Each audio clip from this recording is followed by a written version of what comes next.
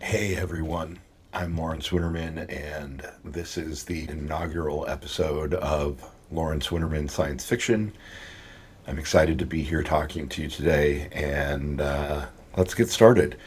You may have seen that I recently launched my Substack, and the very first thing that I put up was a short story called I Love You, Dieter Murphy, that I wrote about a year and a half ago and have been trying to get into magazines for the better part of the last year.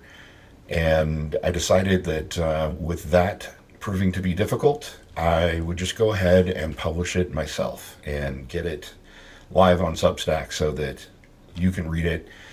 Hopefully, it will move you. It moved me a great deal writing it.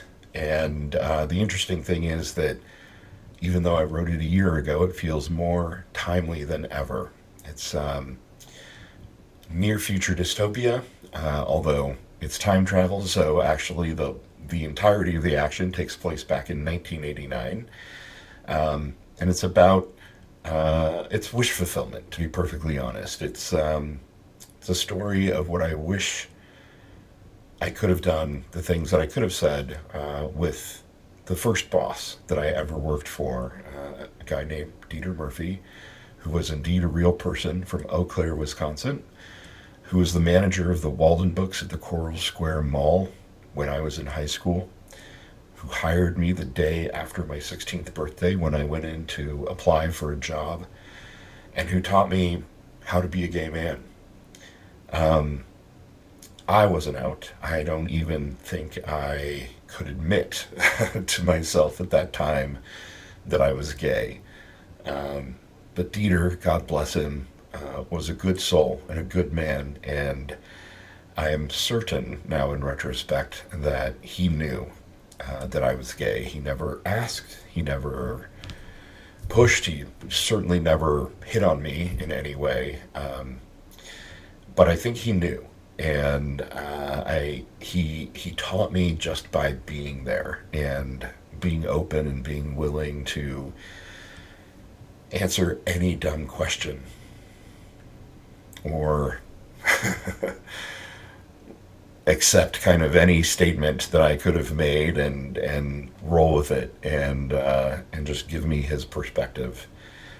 It's a thing that has really stuck with me after all these years because I didn't know what was happening at the time, and I don't know if he knew how big of an impact he would have on my life. But when he did die of AIDS in 1989, I was away at college. I was actually home on Thanksgiving break, and I did not take the opportunity to go see him. And that decision has sat with me poorly for my entire life. And so this story is really wish fulfillment about what I wish I could have said to him to let him know that he is remembered and that he had a huge impact on my life. So I hope you'll give it a read. I am dying for feedback on it. I think it's pretty good. I've gotten some great feedback from friends and family who have read it. I'd certainly love to hear what you think.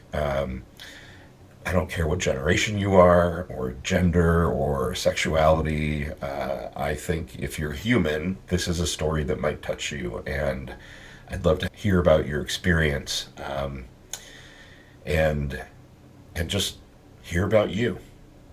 Did you have somebody like Dieter Murphy in your life? Do you have an unsung hero like that who helped you become who you are, who may not be with us anymore? What would you say to those people if you could say anything to them? Or maybe you've got someone who's still with you and you have the opportunity every day to express your gratitude. I'd love to hear about that too. So thanks for joining me on this journey. Feel free to reach out at any time and ask questions. I'm going to go on this journey here on Substack where I will write and I will share my best stuff with you first.